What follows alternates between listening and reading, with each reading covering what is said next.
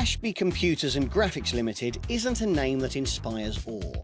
But despite that less than catchy company name, back in the 80s it gave birth to a developer that anyone who loves video games is sure to have heard of: Rare. With their latest release, Rare Replay, they've given fans the chance to get their hands on 30 of their games in one handy package, covering pretty much every genre, from first-person shooters and platforming to skiing and gardening. But is it worth your while? Well, firstly, let's take a look at what you get.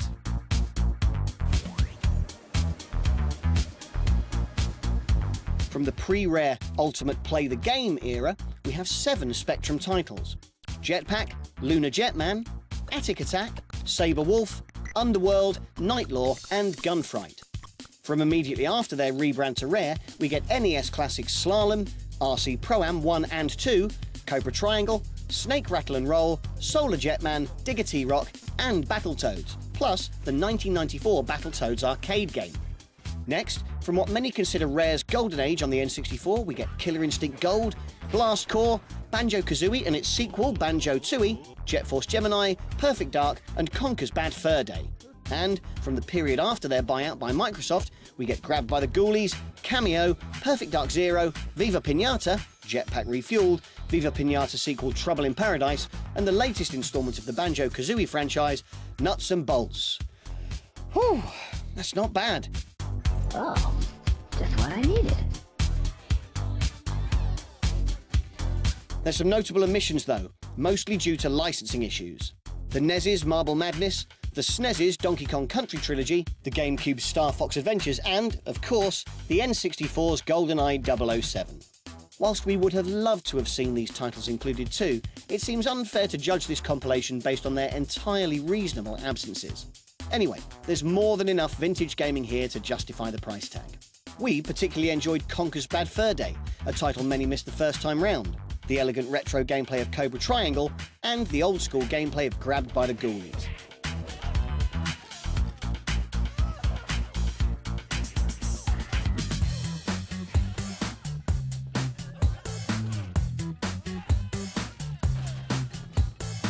Even if you've played a lot of these titles before, there's fun to be had from the Snapshots mode, which offers bite-sized retro challenges that mix up the rules of the earlier titles. Success in these, and in the main games themselves, will reward you with stamps that unlock lovingly crafted videos from the Rare team, covering areas from the history of Rare and the making of the games, to concept art and previously unreleased game ideas and music. It's perhaps a shame these take so long to unlock, as they're a great addition to the package that many might sadly miss out on if they only dip in occasionally.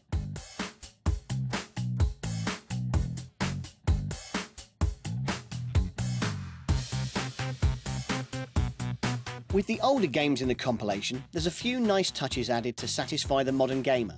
Save states allow you to pick up where you left off, and some especially difficult games even offer infinite lives. There's also a rewind button if you make a horrible mistake, and, for people who remember the 80s because they were actually there, you can add a screen effect to make things look a bit more like your old TV. Brilliant.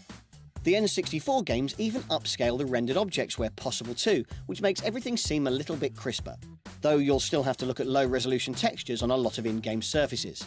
First world problems.